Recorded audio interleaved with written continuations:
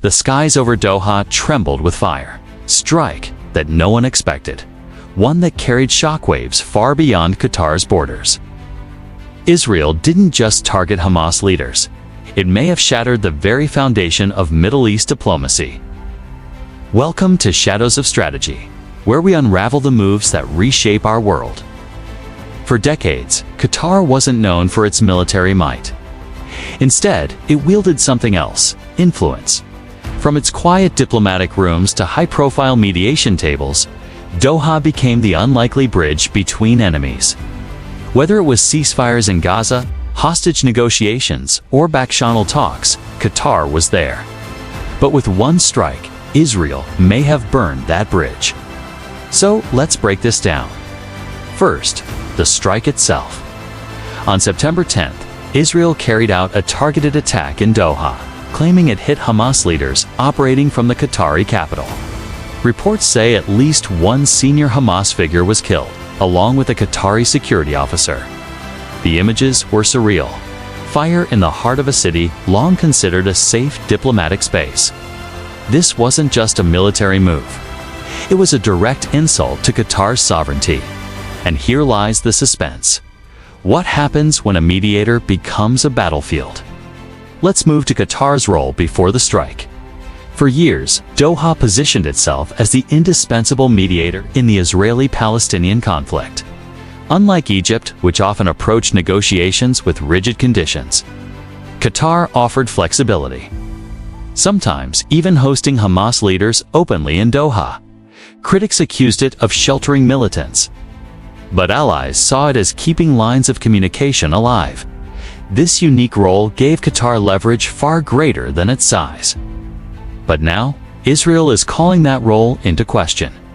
Prime Minister Netanyahu openly declared that eliminating Hamas leaders in Qatar removes what he calls the main obstacle to peace. Think about that. Instead of recognizing Qatar as a bridge, Israel painted it as part of the obstacle itself. A fundamental shift in perception. So what does this mean for diplomatic mediation in the region? Here's the reality. Mediation depends on trust. Parties at war talk through middlemen they believe are neutral, or at least reliable. If mediators themselves become targets, the entire negotiation process collapses. Why would Hamas trust Qatar if it can't guarantee security?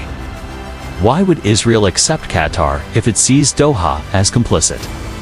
And why would other mediators, like Egypt or Turkey, step forward, knowing they too could be delegitimized in a similar way? The ripple effects are dangerous. Humanitarian negotiations, hostage releases, aid deliveries, medical evacuations all depend on trusted mediators. By striking in Doha, Israel hasn't just hit Hamas. It may have crippled the humanitarian lifeline of Gaza. But what about Qatar's reaction? Here's where things get even more suspenseful. Qatar strongly condemned the strike, calling Netanyahu's remarks reckless and accusing Israel of undermining regional stability. For Qatar, this isn't just about one airstrike. It's about survival of its foreign policy model.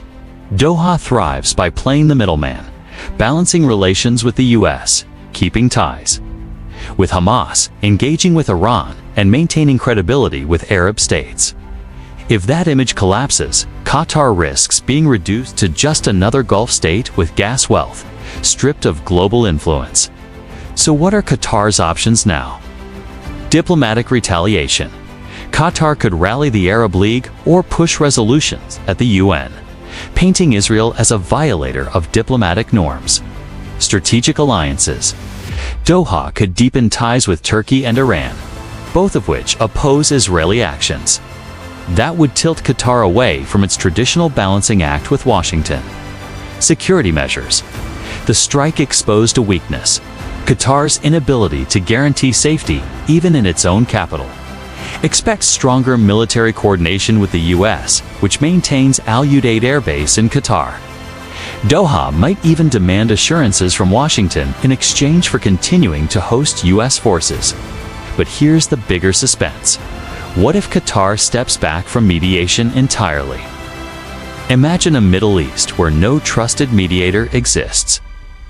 Every negotiation becomes harder, every truce shorter, every humanitarian deal less likely. For Israel, this could mean short-term gains, eliminating Hamas leaders. But long-term, it could mean endless cycles of violence with no diplomatic exit.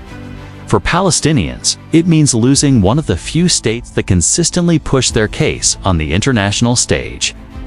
And let's not ignore the global angle.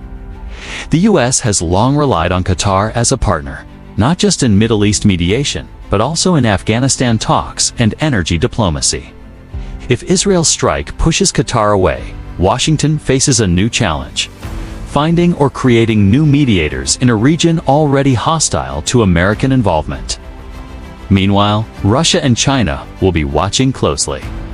Both have already tried to present themselves as alternative mediators. If Qatar's credibility is damaged, Moscow and Beijing could step in to fill the void. So where does this leave us? Israel may believe it removed an obstacle, but in reality, it may have opened a new one. Qatar's identity as a mediator is under fire, literally. Its next steps will decide not just its own future, but the future of Middle East diplomacy. Will Doha rebuild its role, or will others rush in to claim it? One strike, one city, one mediator under fire, and a region left to wonder. If Qatar can't hold the line, who will? This is Shadows of Strategy. Stay tuned, because the story is only just beginning.